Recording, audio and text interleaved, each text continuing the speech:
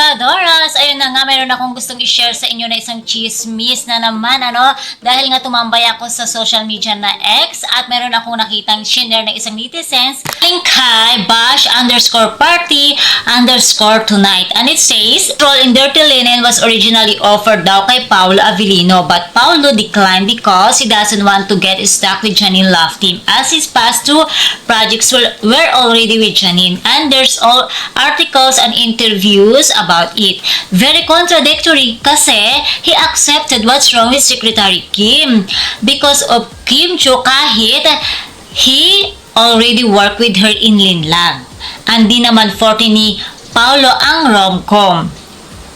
There were also issues with Paolo's physique and looks with regards to the role of vice chairman. He's also willing to do a movie with Kim Chiu and even co-produce it, as he mentioned in the media call. So in fairness to Paolo, he really established himself as one of the most in-demand male lead along with Piolo Pascual sa ABS. So totoo kaya ito? So sabi dun sa comment, meron kasi ako nabasa mga comment na parang kung totoo man ito, malaking sampal daw ito kay Janine Gutierrez. Para mas bet ni Paolo si Kim kaysa kay Janine. So bakit naman? Diba? So Janine Gutierrez is a very nice and very good actress. So wag nating i-bash si Miss Janine Gutierrez in the first place po.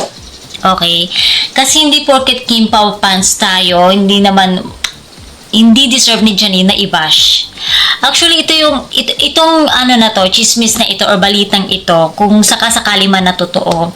Actor si di ba, si Paolo. So, choice niya kung sino yung gusto niya makatrabaho, choice niya kung ano yung gustong project niyang gusto niyang project na gawin, di ba? So, maybe ayaw niya lang, sabi nga, di ba, ayaw daw niyang may stuck sa Janine Love Team. So, siguro gusto niya rin naman na parang kung saan ba niya mas bet ng mga netizens. So, syempre nakita niya na parang, ang ganda ng chemistry nila ni Kim Chiu. Diba? Hindi makakailayo na ang ganda ng chemistry nila Kim Chiu. Diba? Bagay na bagay sila ni Kim. Kaya naman nasundan siya ng What's Wrong with Secretary Kim. And minin man natin or sa hindi, talaga mas pumatok ang Kim Pao. Diba? So talagang mas bumenta, mas gumagundong. Siyempre kay Miss Janine Gutierrez, kahit naman anong projects din ang ibigay sa kanya, ay talaga namang binibigyan niya ito ng hustisya. And kahit sino mga leading men niya, ay sa kanya, diba, bumabagay sa kanya. Kay Zanjo Marudo and Janine Gutierrez, Dirty Linen, bagay na bagay, malakas din yung chemistry nila. As a fan, number 1 fan ako ng Dirty Linen at wala akong episode na hindi sinubaybayan talaga.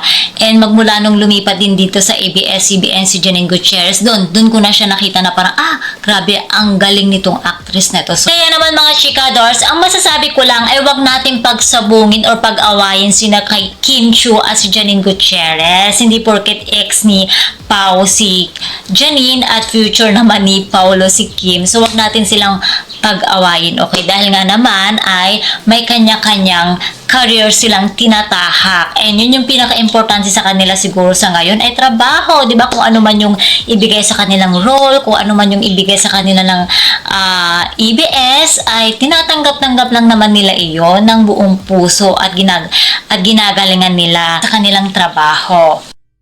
That's all for now mga chikadors, and please don't forget to like, share, and subscribe my channel. Thank you for watching.